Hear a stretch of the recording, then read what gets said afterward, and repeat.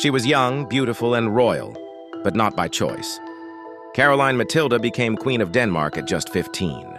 But behind the crown was a tangled web of betrayal, mental illness, political manipulation, and a secret. She had up to 13 lovers. One of them, according to whispers, was her husband's own brother. This is the story they tried to erase. Caroline Matilda was born in 1751, the youngest daughter of Frederick, Prince of Wales. At 15, she was married off to Christian VII of Denmark, a king known for erratic behavior and deep psychological issues. The marriage was not built on love. It was strategy, an alliance between nations. But within the Danish court, Caroline was quickly isolated. The king was mentally unstable, unfaithful, and cruel.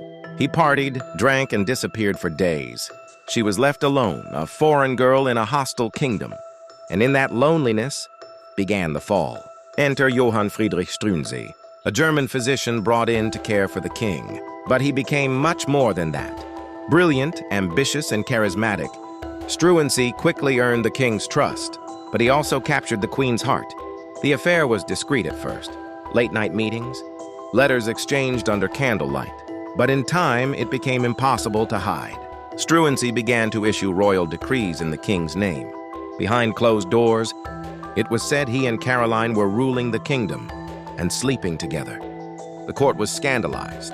Not only was Caroline involved with Struensee, but rumors swirled of other lovers. Some said there were 5. Others said 13. One name stood out, Prince Frederick, her brother-in-law. Though never confirmed, the suggestion alone was enough to cause chaos. Letters were intercepted. Private moments became public gossip. Nobles who despised Struensee's progressive reforms used the queen's affairs as a weapon. They accused her of corrupting the king and corrupting the throne. In the winter of 1772, the palace coup came swiftly. Struensee was arrested, tortured, and publicly executed. His body was dismembered and displayed as a warning. Caroline Matilda was separated from her children, stripped of her crown, her home, and her dignity.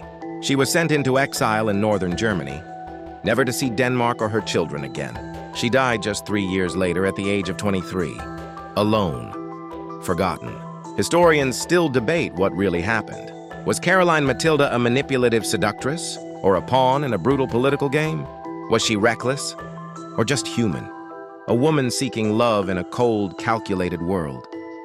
What's certain is this: she was one of the few queens of her time to try and influence power, policy, and passion, and for that they erased her. But history has a strange way of remembering what they tried to hide. Caroline Matilda's story isn't just scandal. It's rebellion, it's survival, and it's a reminder that behind every crown is a beating heart. Like and subscribe for more stories.